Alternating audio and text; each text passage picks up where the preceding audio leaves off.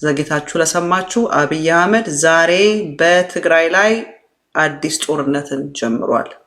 አሁን ደግሞ ዳግም ትግራይን ለመውረር ህዝቧን ለማጥፋት ቆርጦ ተነስቶ ጦርነት ከፍቶብናል። ስለሆነም በሀገር ውስጥ በውጭና በውጭ የምትኖሩ የትግራይ ህዝብ ሙሉ የትግራይ የጸጥታ ኃይሎች፣ ብሔራዊ ኃይሎችና የትግራይ ተጋዳዮች፣ የትግራይ ሲቪል ማህበራት፣ የትግራይ ሃይማኖት ተቋማት፣ ሌሎቹን የሚመለከታቸው አካላት ሁሉ ብሔራዊ ህልውናችንን ለማረጋገጥ በሚደረገው ፍትሃዊ የመከተ ትግል ዘበት ብሔራዊ ብርሰት በማለት ዛሬም እንደ ትናንቱ ተአምራዊ ታሪክን ለመስራት እንድትዘጋጁ ጥሪ እናቀርባለን። የተጀመረውን ዳግም ወረራና ጥፋት የሚመክቱ ተጨማሪ መረጃዎች በየጊዜው በሚመለከታቸው አካላት አስፈላጊ ማብራሪያና መግለጫ የሚሰጥ መሆኑን እንገልጻለን። በዚህ አጋጣሚ ህዝባችን አስፈላጊውን ጥንቃቄ እንዲያደርግ እያሳሰብን የዓለም ማህበረሰብ የብልጽግና የጄኖሳይድና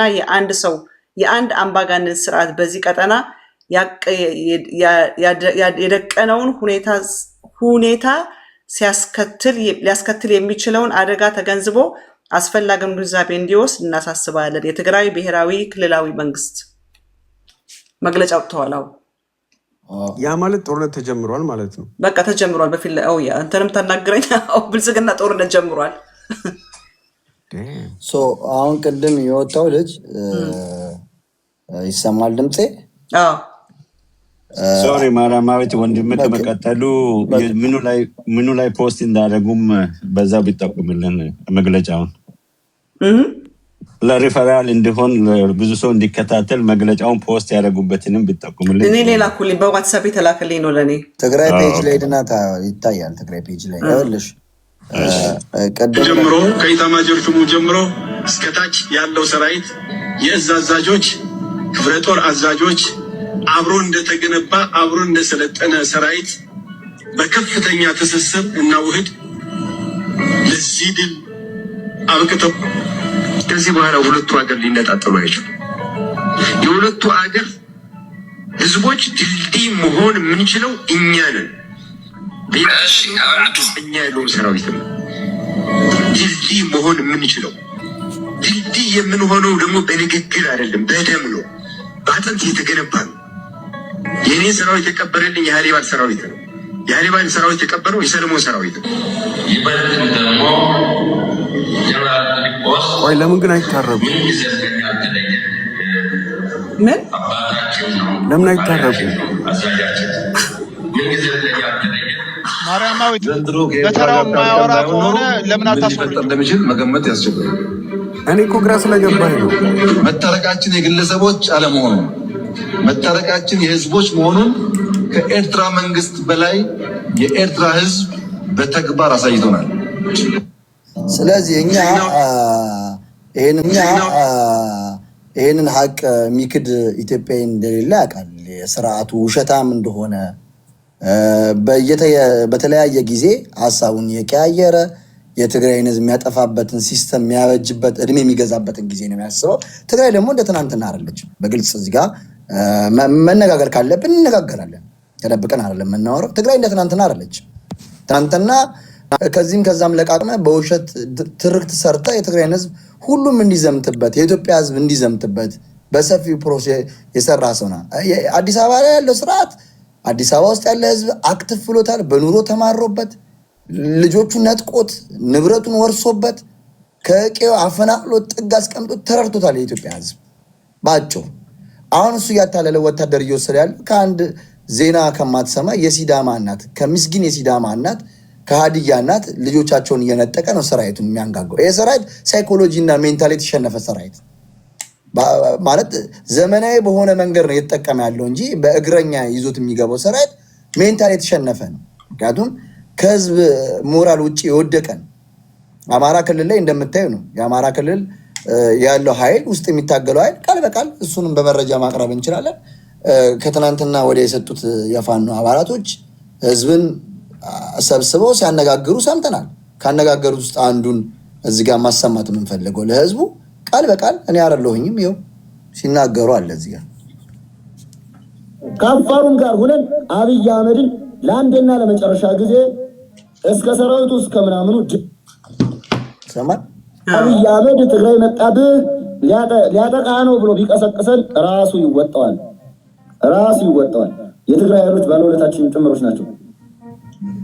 ደካማ ጎናችን ተጠቅሞ አብይ አህመድ ፋኖንም የአማራን ገበሬንም ትጥቁን ለማስፈታት ሲፈልግ የመጀመሪያ አዱ ያነጋገራቸው የህወሓት ኃይሎችን እናንተ በሱ ግቡልን እኔ በዚህ ይገባለሁ የአማራን ህዝብ ትጥቁን እናስፈታው ሲል ትጥቃችን ሊቀሙን አልመጡም። ሊመሰገኑ ይገባቸዋል። በዚህ አብይ አህመድ ግን የአማራ ህዝብ ሁሉ ጠላት ስለሆነ ከጋምቤላው ከሱማሌና ከሱ ጎን የነበሩትን ማለት አንድ መታወቅ ያለበት ነገር ማራማየት የአማራ ህዝብና የትግራይ ህዝብ በችግሮች መሬት ላይ ዋጋ የከፈለ ህዝብ ነው።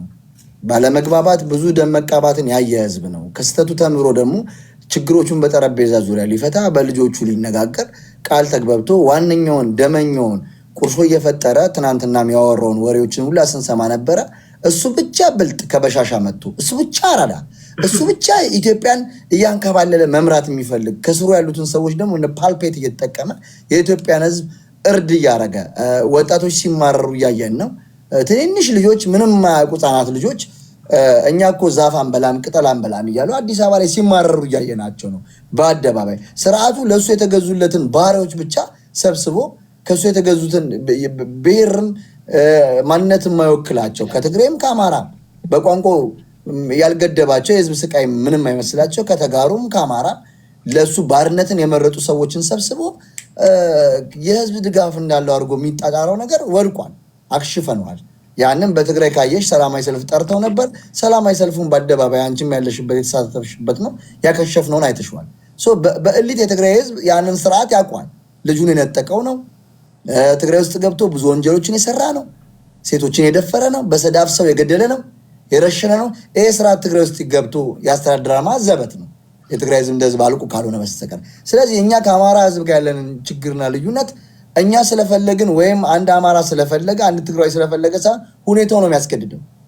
ሁኔታው ሁለቱ ህዝብ እንዳይማር ልጆቹ እንዳይማሩ ልጆቹ በሰላም እንዳይኖሩ ይሄ ስርዓት አግዷል። በትግራይ 12ኛ ክፍል ተፈታኞችን ከሁሉም የ88 ብሔሮች ውስጥ አግልሎ እህት ወንድሞቻችን እንዳይፈተኑ ያደረገ ስርዓት ነው። እንዲሁም አማራ ክልል ላይ 3 ዓመት ሙሉ ትምህርት እንዳይማሩ አግዶ ደንቆሮ እንዲበዛበት በሰሜኑ ክልል እየሰራበት ነው ያለው። ስለዚህ ይሄን ሁለቱን ህዝብ የሚያገናኘው ኮዙ ነው። እኔና አንቺ ስላለን አይደለም። ችግሩ ግፉ በደሉ ነው ያገናኘው እንጂ አንዱን ለአንዱ ሊጠቅም አንዱን ለአንዱ ሊያድን አይደለም። ችግሩ ነው እያዳነ ያለው። እዚህ ችግር ውስጥ ተባብረን ካላለፍንና ተባብረን ይህንን አምባገነን የሆነ ጸረ ትግራዋይ ጸረ አማራ የሆነ ጸረ ኦሮሞ የሆነ ጸረ ብሔር ብሔረሰቦች ጸረ ኢትዮጵያ የሆነ በስሙ የሚነግድ የአረቦች ተላላኪ አብይ አህመድ አሊ ካልተባረረና ካልተወገደ የኢትዮጵያ ህዝብ በሰላም ይኖራል ማለት ዘበት ነው።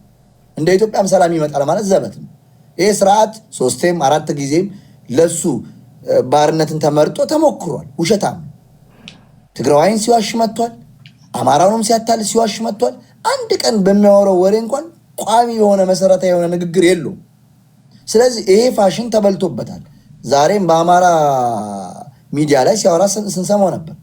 ወልቃይትን የትግራይም የአማራም ሳያረግ ግን ትግሬዎች እንደበደሉ አድርጎ ሪያክት ሲያደርግ ነበር። ከትግራይ ባለስልጣኖች ጋር ሲገናኝ ምን እንደሚያወራ እናውቃለን። ቆይ ወልቃይት መጨረሻ ላይ ግን የማን ነው?